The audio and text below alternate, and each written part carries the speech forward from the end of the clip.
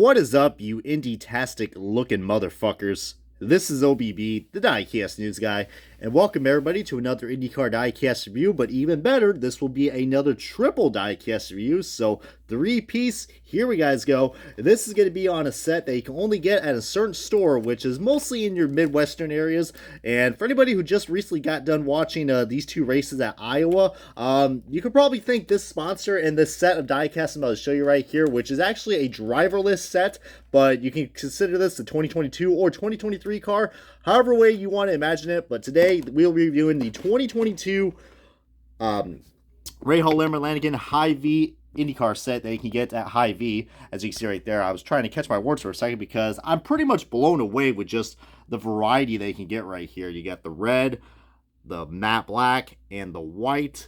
Really cool, but like I said, these are driverless, but these are supposed to represent Jack Harvey's, supposedly, he drove all three of these cars, but I highly doubt it, but we will be getting to all these one by one, and like I said, you can only get this at Hy-Vee or on eBay. Luckily, I believe I was trying to find this one on eBay, which I did. I found it at a good price, but these other two I've had for like a good year, or so, but that'll be an appropriate time to review this because, heck, this sponsor, all I can say is we will be getting to the diecast and unboxing of these things, but we got to thank this sponsor, Hy-Vee, for not only giving us Hy-Vee diecast, but also for saving a very important short track known as Iowa Speedway. I mean, they have absolutely just gone all out with their sponsorship and the commitment with IndyCar. I mean, shit, you might as well rename these guys the freaking Hy-Vee IndyCar series. I got a feeling that's going to be happening when the entity contract expires.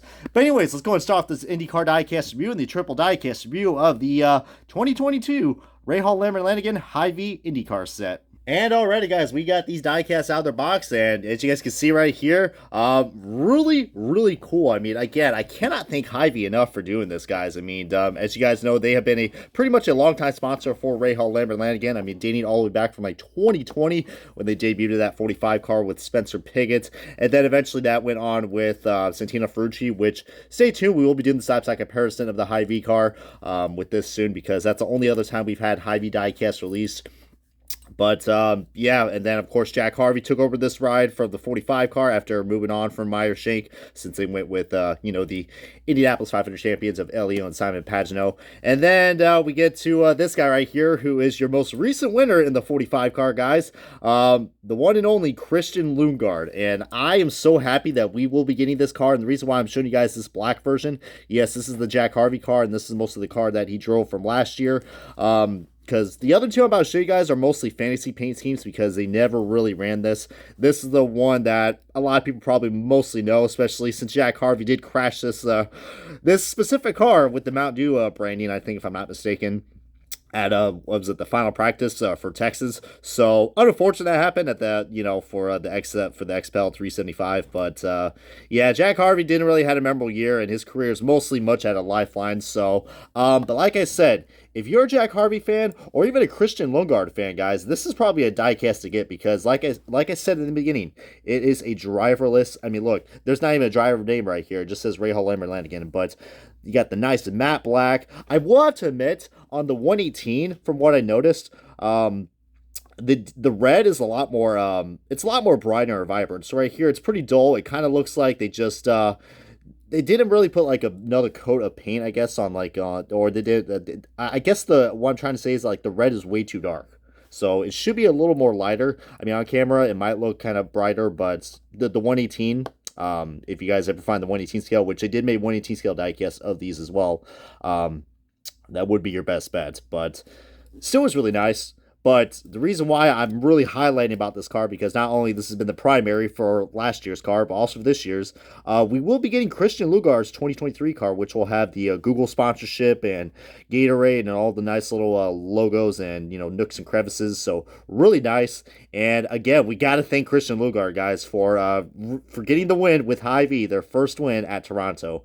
I'm hoping we can probably get that 45 Vivid car probably for next year or later in this season. But Yeah, but really nice, guys. I really do like this car.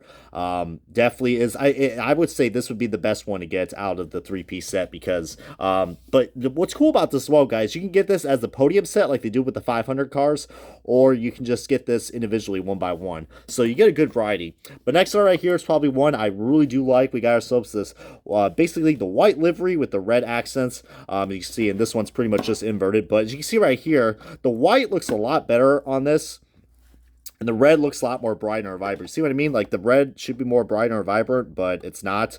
But hey, it is what it is. I mean, it does look like it's kind of faded, but I think hopefully that is something that they will get fixed. As I even noticed a big paint chip on the NTT Data logo. Good lord.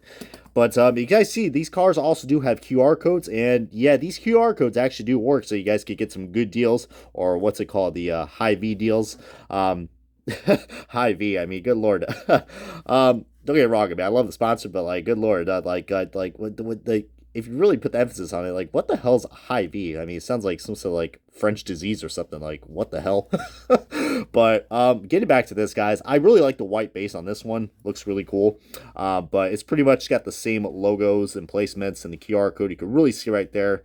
But and we also do got a little bit of paint chip right there on the roof cam, but we'll easily fix that. But really nice. Really, really nice. But I don't think Jack Harvey ever drove this livery, if I'm not mistaken. He did drove an all-red car, which I'm showing you right here, but it was just all red. It didn't have the white accents. But you guys can see, this white is a little... It's kind of like the same issue I'm having with the... with this, like the red looks like it's kind of dull. Here the white is pretty dull too, and look, there's you can definitely see the white is different. So I don't want to be like that guy who nitpicks on NASCAR diecast and complains, but Greenlight Collectibles, I understand you guys mass produce these things like crazy, so there's a lot of them. So and probably Hy-Vee wanted a lot of demand on these cars, and that's why they're selling them for a very, very cheap price. I mean, I think you could probably get these cars for like what, like $4 or less, I think, if you're at your Hy-Vee. So I guess you say that's definitely a good Hy-Vee deal. But yeah, like I said, those QR codes do work right there, so they bring you to the Hy-Vee Deals website. Get the silver rims, rubber tires, metal chassis, but just, yeah, that white right there really bugs me because, look, that's a beautiful white, and then here it's, like, faded. Almost looks like it's pinkish, so... but luckily this car never actually ran. I mean, back to what I said, you know, he did drove, like, an all-red car, I think, what, like, a Gateway, I think, and I think a few other races, but, yeah. But just, it could be a Christian Lugard card, too, if you guys want to think about it. But in terms of, like, my ranking of which one is probably my favorite, I still like the matte black one. That's probably my favorite. The red one's probably my least favorite just because just how they really butchered that white. The white's not really up there. But comment below which ones you guys think is actually the best one. As I'm going to promise you guys right here, I do have the side-by-side comparison of the Santino Ferrucci 2021 car. And, yeah, we can just compare these cars just to see right there. Just see what I mean? Just the colors look really off. And I don't know if that was just, like, something with Greenlight or what. But just, yeah, the colors do feel off for a year after this paint scheme got released. And we were supposed to have a 2020 Spencer Pigot Hy-Vee car. You know, that car that he unfortunately crashed and mostly ended his IndyCar career in. When he crashed on pit road during the closing laps of the 2020 Indy 500. The one and only Indy 500 I don't really want to remember since fans were not allowed at that race. But, yeah, so, yeah, you guys think I'm bullshitting you guys. There's a photo right there to show you guys. But we also were supposed to get another Hy-Vee car in 2020 with Graham Rahal. It was like some sort of like citrus... orange and green car. I don't know if it was like to promote with Hy-Vee or it was like a throwback livery or something, but yeah, both those cars just mysteriously, I guess from what I heard from, like, I heard on the subreddits, I guess, like, what was that? I think I heard, like, I guess there just wasn't enough demand because, you know, like 2020, a lot of sales were down because everything was just, you know, closed. So that's probably for what I heard, but pretty unfortunate because we probably could have got some really cool looking Hy-Vee cars. But, I mean, yeah.